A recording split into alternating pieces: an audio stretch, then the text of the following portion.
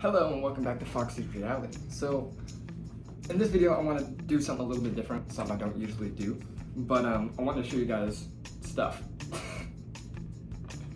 So, outside of streaming and my usual stuff, I sell gaming PCs. I build gaming PCs in my free time, sell them, all that jazz, right?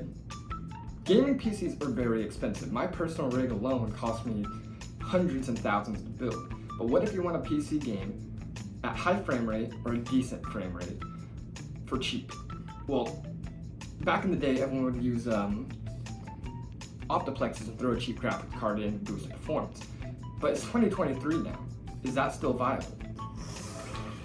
So I'm going to show you how with just some cheap parts, some cheap RAM, cheap hard drive, an adapter, an SSD, and an RX 580, you can boost your performance. I promise, this is a gaming PC.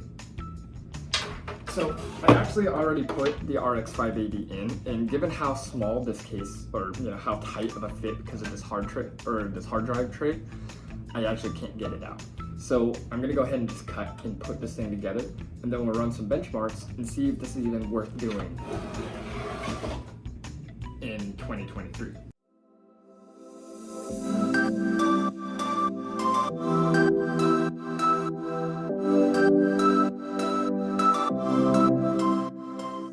Alright, now that this thing is put together, let's go over exactly what I actually even have and how much it cost me to put together. Because you can get a laptop, but there's no upgradability. You can buy a used desktop, but then upgrades and you're just paying a bunch to begin with. So what exactly do I have here? Well, I have a Dell Optiplex 9020. It comes with a 5th gen Core i7 or Core i5. I believe it's a 4570. I'm not exactly sure, right? It came with 4 gigabytes already installed, no hard drive, but it had the cooler, motherboard, and the power supply. The power supply is only 290 watts. I had another power supply I was going to put in here, but it actually just wouldn't work to upgrade it into it. Next is the RAM. I only had 8 gigabytes installed, so I got this kit of Patriot Viper RAM for about $10 on Amazon. The whole unit itself alone only cost $60, and the RX 580 XFX graphics card only ended up costing me about $70 itself. And a Panther Series, if you can see that, Panther Series SE 120 gigabyte SSD. SSDs are so damn cheap right now that on sale you can get 120 gigabyte for a boot drive, especially in these old systems, for around $5. Putting the entire cost I spent on this system around $160-ish. Making this, if I can get even over 60 FPS, making this an amazing budget for your build. Like cost and performance wise, this thing is amazing. So we're gonna go ahead and boot Windows, install some games, and run some benchmarks. Alright, so I didn't really explain the specs and everything that well, so let me real quick go over it as I install games and the graphics drivers. I spent $60 on the Dell Optiplex and an additional $70 on the RX 580, which is also an XFX version with 8 gigs of VRAM. I spent $5 on the SSD and $10 on the RAM, moving it from 8 gigs to 12 since I could only run it in dual channel. And I'm just curious, is spending this little to upgrade an Optiplex for PC gaming even worth it in 2023?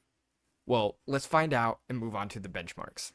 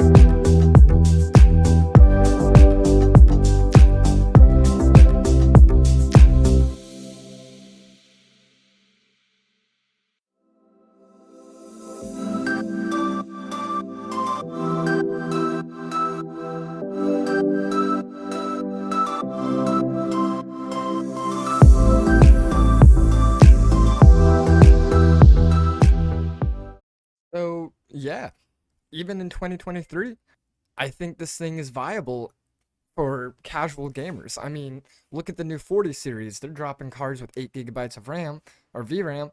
Well, the RX 580s also got 8 gigabytes of VRAM. I'm stuttering. Oh my god. But yeah, honestly, I think this is worth it. If you guys are interested in a build like this, well, one, I'll price for everything is right here. But if you don't want to build it or just want it, I actually have this PC for sale in my Facebook affiliate link. Like my Facebook link for my marketplace stuff is going to be down below. And I'm actually really shocked at how well this computer ran. But thank you guys, and I'll see you in the next video. See ya.